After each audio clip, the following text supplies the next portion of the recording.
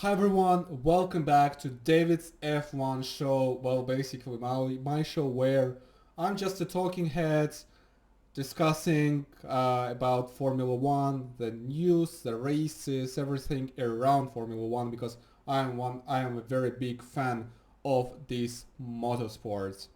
So in today's video, I want to separate it into two parts. First part will be about what happened yesterday in qualifying, crazy qualifying session, and then I want to imagine what can happen during the race today. And as a small disclaimer, I don't have any preparation or script or anything to work on, so it's just me, you, my camera is turned on, and I'm just talking. So yeah, let's go back to yesterday. Q1, crazy one, because again, this track they had a new asphalt this year, and basically it was very green, and that's why in first practice on Friday Mercedes were for 1 and 2, um, because they were last one who pushed to the finish line. But basically, every minute, every lap, they were improving. And that's why it was very important, especially for mid-tier teams, to be on the track, uh, just to make sure that they can actually advance to the next session. And one of the biggest disappointments in quality actually happened right in Q1. I think it's Lance Stroll, because actually they already admitted that they did make a mistake not to go for the second push lap, because the difference, the advantage the people got back at the end of the session, 2-3 minutes before the end of it, it was huge. It was about 1 second, and that's why Stroll, instead of being in Q3, battling maybe for P5, P4, and especially what happened in Q3, which we'll talk about a little bit later. Um, yeah, he had to fight there, not starting in P18. But at the same time, I think yeah, it will be a very interesting race for him if he doesn't crash in the first laps. But yeah, more or less, the race is promising. They have a very the Aston Martins have a very good race pace as well. So yeah, will be interesting to watch it. Another disappointment was, of course, both McLarens out in Q1. It's ridiculous that we are talking about the team which was last year. I think it was fourth. Yeah, I think it was fourth, and before that it was even better. So yeah, very tough year for them for sure. I honestly don't know where both Lando and Piastri are getting motivation, especially Lando. Because again, Piastri is a new one. He's still a young guy, and he can wait a few years. But for Lando, even though he's also young, but he's quite experienced already, and maybe he's looking for some better teams in a nearest future. Even though he has a very long contract, but who knows, maybe there is some sort of agreement that if he doesn't get like a podium or he's in a top 10 at the end of the season by points, so he can basically go to another team. We don't know, but for now it's very challenging for both of them and for McLaren as a whole team, in my opinion. And based on the interviews and the answers from Lando and from Oscar, they they think that will be basically the whole year, and that's actually sad. So yeah. Unfortunately, that's how it is at the moment.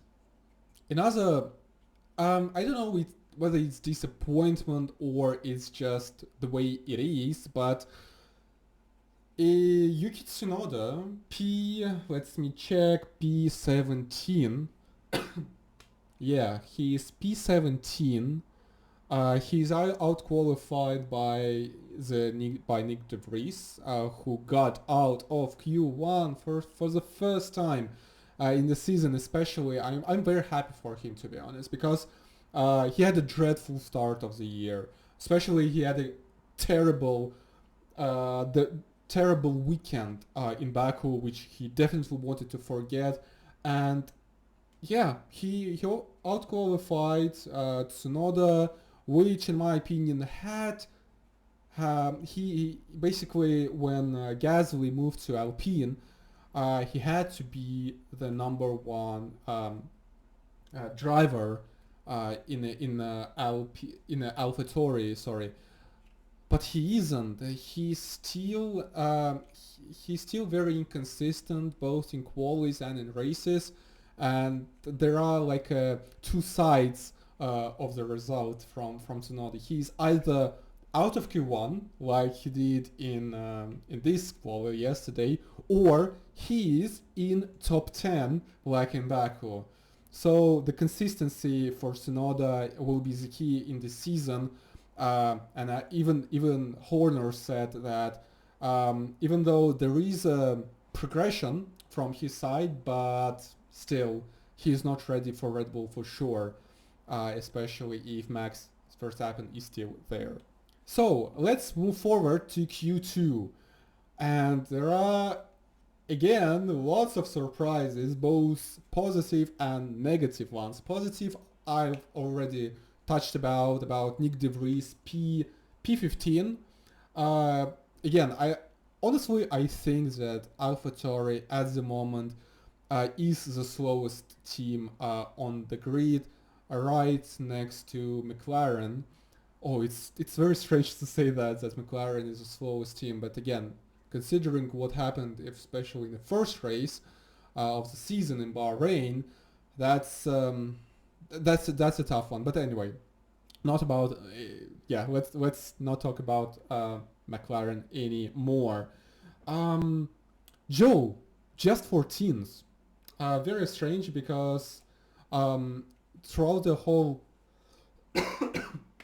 very strange because throughout the whole weekend, um, I think that Alfa Romeo showed a very decent pace, maybe closer to the front, and P14 compared to Valtteri Bottas in P10 is a little bit disappointing, I think, from his side, and especially because Valtteri didn't even made a quali lap in Q3, but we'll talk about it a little bit later on what happened there.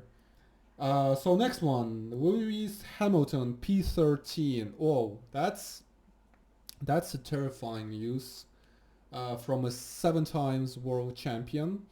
He is not happy with the team and the decision which team made, that basically right after he finished the lap and he knew that he was out, he went on the radio saying that, oh guys, you let me out very too you let me out too late, basically, and he was behind some other cars and he couldn't prepare his tires for the flying lap, and he was all over the place throughout the lap. But yeah, again, when you're a 7 time world champions, you just have to adapt to the situation and not whining about, oh, the team just screw me over, etc.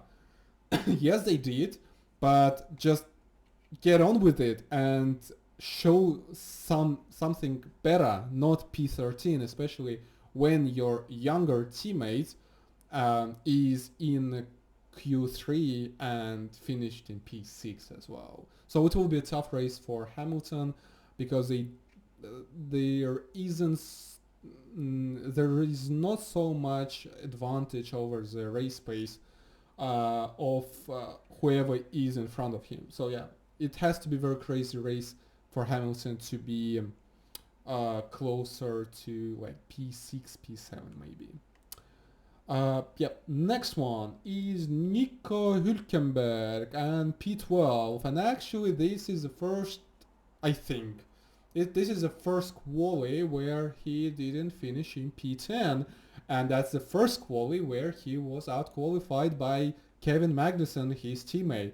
So definitely a disappointment from Nico Hülkenberg, and honestly, I watched through his lap. There wasn't lots of um, there wasn't a huge mistake or there wasn't a traffic as well. It's just that Nico didn't collect the lap, and that's why he is out in Q2 and will start P12, which is again not so bad. He is quite close to the points, and maybe that's even better for him because the last 3 races he started P10, but he didn't finish in the points if I remember correctly. So maybe the reverse process will work for him better, where he starts back out of the points and will finish in the points.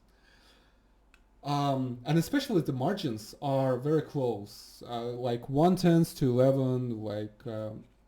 It's all very close around the grids. So if you outperform or underperform by 1/10, you can be either P5 or P15. Maybe it's not that exaggeration, but still.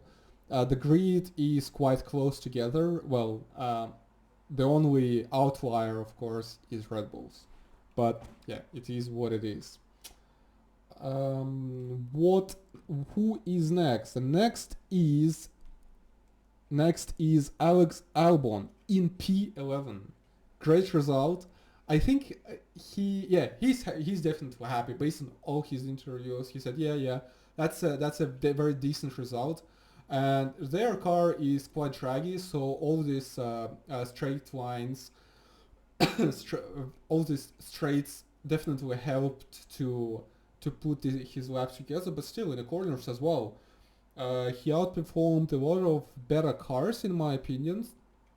Good one for him. And that's a wrap for Q2, and we are moving very fast to Q3. And craziness happened right at the beginning, where Max Verstappen started his lap, and right at the beginning of it in turn 2, 3, and I think it was 2, 3, and 4, he outdrove a little bit. He was out of the position, and he then turned wide, and he decided to abandon his lap and went right to the pits to think, okay, I have another chance. That's not the first time when he only needed one lap to be on the pole position. So he thought that, okay, I will do it one more time and that will be a wrap. But that wasn't the case, which we all know. But Perez, right behind Max Verstappen, did a very, very good lap. The only driver outside, in 26s basically, because all other drivers couldn't do a 21, 26 something. The only 2 drivers were both Red Bulls, Max Verstappen and Sergio Perez. And actually, I'm looking at right now that Max Verstappen had the time in Q2 1:26.814, and Perez pole position 1:26.841. So basically, Max Verstappen's lap in Q2 was better than Perez's pole position lap. That speaks for a lot. But basically, you have lots of surprises in Q3. We had Valtteri Bottas, who is out of position, and he is P10. Esteban Ocon and Pierre Gasly, both Alpines, are in Q3, and Gasly outqualifies Ocon P5 versus P8. Nice result from Gasly. Hopefully, he will have a decent race, especially after the disaster in Baku as well. But the biggest surprise, in my opinion, is Kevin Magnussen P4. I'm really happy for him. He is a great guy. I was very happy for him last year in Brazil when he got pole position in a crazy, quali rainy one as well. So yeah, P4 for Kevin Magnussen. I'm sure um, that Steiner already calling Gene Haas saying, "Oh, we are effing legends." But let's not forget that the race pace of Haas is not so great. And honestly, I didn't think that their quali pace was that good as well. But anyway, P4, very good position to start. And actually, even Kevin said that, well, he knows that he doesn't belong here in this car based on the performance of the car. So all he wants is to score some points and to give some positive for the team, for the owner, and especially in American soil. And as we know, Haas is American owned team. Um, and we are arriving to let's talk about Charles Leclerc. Oh man, oh man. Um, he crashed on Friday, and in the same corner, he crashed again in qualifying. This guy, he has enormous speed. He has enormous confidence in himself. He's a great qualifier. He already has around, I think, 2019 pole positions. Um, but he, as again, it's my opinion as well, but I heard it from Martin Brundle right after the qualifying that Charles Leclerc doesn't know his limits. And basically, he just outdrives his car and he crashes, putting the red flags in around 1 minute 37 seconds before the end of quali session. And of course, the Q3 didn't resume, and that's why we have this crazy grid. And who was the biggest loser out of it? As I mentioned right at the beginning of the Q3, Max Verstappen didn't finish his flying lap, the first one, and he thought that, okay, I'll have the second chance. No, he didn't have the second chance, he didn't have any time on board, and that's why he is P9 starting from for today's race. And that will be a very interesting part. But let's go back to Charles Leclerc. He just needs to calm down for sure. Um, Again, I still think that he is a championship material. He knows how to win, he knows how to battle, he knows how to get the pole positions for sure. But even though last year, at the beginning of the year, Ferrari did make a few mistakes from their side on strategy, they had some reliability as well, but let's not forget that the Charles didn't help as well. He spun in Imola, so and instead of finishing P2 or P3, he finished P6, and it was a very lucky escape because at that point of time I thought that okay, this is a retirement, but no, he managed to continue. Then in France, he basically was leading the race and he smashed the car. And again, this year he doesn't have any pressure on himself.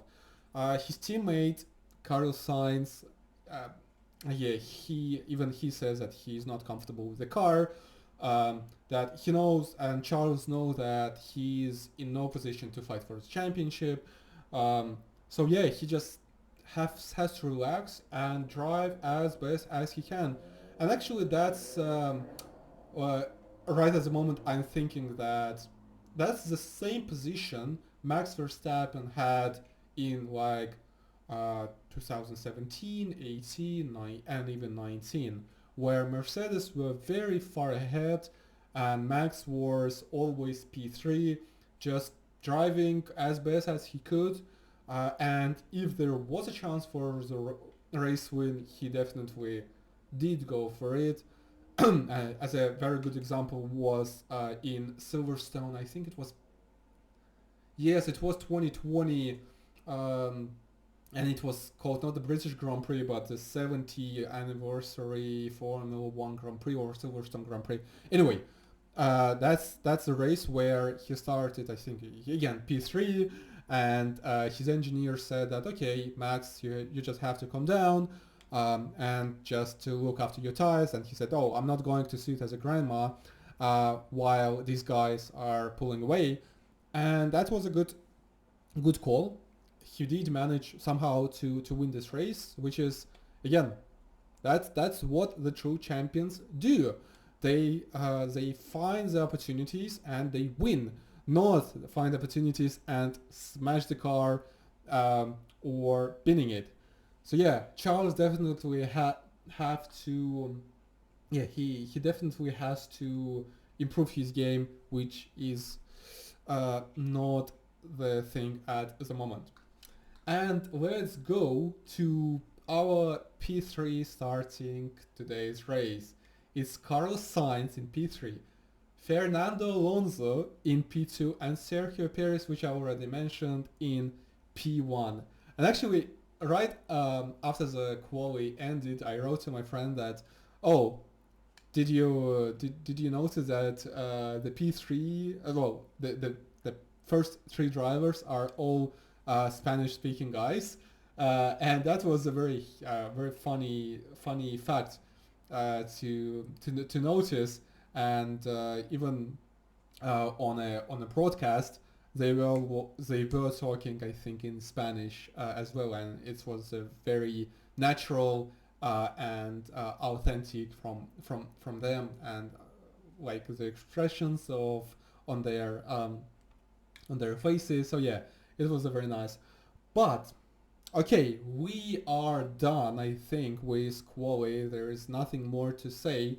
Oh, one thing I want to note is I think FIA again FIA made small mistake which no one, I think, yeah, I didn't see anyone noticed, but why they waited like 15-20 seconds to put the red flags in. They put the yellow flags right after the crash, but they didn't put the red flags, and they did it at a mark of 1.37 second, I think, and that's exactly why they couldn't resume the session. So maybe if they did it 20 seconds before that, there was a chance for at least few cars to be in a position to drive to make a flying lap or not, um,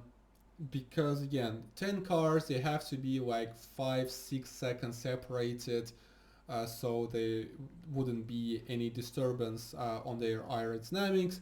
So yeah, I think that won't be the case anyway, but still very strange that they waited like 15-20 seconds before that. But yeah, now let's talk about the race, which will happen in a few hours.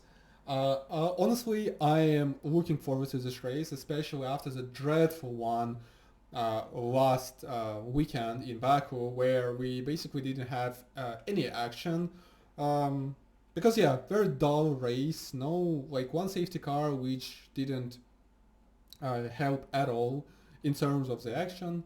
The degradation of the tires were very small, and they basically had easy, boring one-stop race. So yeah, hopefully this race will be much more eventful because it's another straight street race, street track, and hopefully that we will get few safety cars, maybe even red flags as well. But again, even though I want action, I don't want to be in the exchange of someone's injured or even worse. So yeah, hopefully there will be some actions, but not disastrous ones, disastrous incidents as in previous years. Well, not on this track, but overall. But what I would look for in this race, I would closely look first of all at Stroll because he's definitely out of the position in P18, and he definitely belonged in P10. So his progress should be interesting. Second one is the battle for the last few spots in a point position because I think that Kevin Magnussen, Valtteri Bottas, Albon, Hülkenberg, Hamilton, Joe are very good contenders for the P9, P10, P8 maybe. That will be interesting to watch, and the battles for sure. Of course, let's see what happens with Charles Leclerc and Max Verstappen because Charles starts seventh, Max starts ninth, and definitely Max has to pass as many cars as possible because oh my god, I'm very excited actually because if Perez wins this race, it doesn't end wherever Max's finishes. Perez will be leading the championship, which spices up everything around this championship fight because that's all the only fight we will get this year, unfortunately. But we'll have to admit that Red Bull is. I don't think that they just one step ahead of everyone, but a few steps ahead of everyone. So yeah, let's. I'm curious what Red Bull will, how Red Bull will manage this situation if Perez is ahead of Max in the championship. Yeah, very curious. But I'm also very curious whether Fernando Alonso, he's P2, he knows that Max is far behind him and Perez is not as fast as Max, even though this season proves us wrong. So maybe Fernando says that okay, this is a very good chance for me to win, to get his 33rd race win. And let's not forget as well that Sainz as well wants to win to prove that he's still worthy of the Ferrari at least equal status in the team. Um, but yeah, that will be a very interesting race. I really hope so, and I really hope as well that the shortage of DRS will not affect the race too much, and there will be some overtakes, and especially as we noticed, why people got like why they had an incident, why they were car crashes as well. Well, basically because there is just a one racing line, and when you go outside, there is no grip. You can't uh, decelerate as fast as in a racing line, and you can just crash the car as well. So I don't know. It's a very tricky one. Hopefully there will be some racing action, and maybe there will be even the rain as well. If there is, then well, basically everyone in the same position because rain will wash out all the rubber which they all the 20 race drivers worked very hard to put on the race track, and then it will wash out, and yeah, we will have another green track, and there will be opportunities to overtake on offline and yeah, in a places where we don't think there should be an overtaking opportunity, but still, let's hope that there is. Um, and let me give you my prediction for this race. So I think that's not I think, but that's my wishful thinking, is that Fernando Alonso will win this race. Sergio Perez will be P2, and let's put, yeah, I think Max will be in P3 by the end of the by the end of the race. He will be P3. So yeah, that's my recap on this quali and what I think about the race, which will happen very soon. So yeah, if you enjoyed this video, if you watched up until this moment, it's more than a half an hour. Yeah, smash the like button. Let me know your thoughts in the comments below, and yeah, I will see you in a few days when I have a chance to make video about what happened in the race, and hopefully there are some predictions and some my opinions will be correct, and I'll say yes, I am somehow of an F1 expert and I know something about this sport. But yeah, let's have a great race and see you soon. Bye.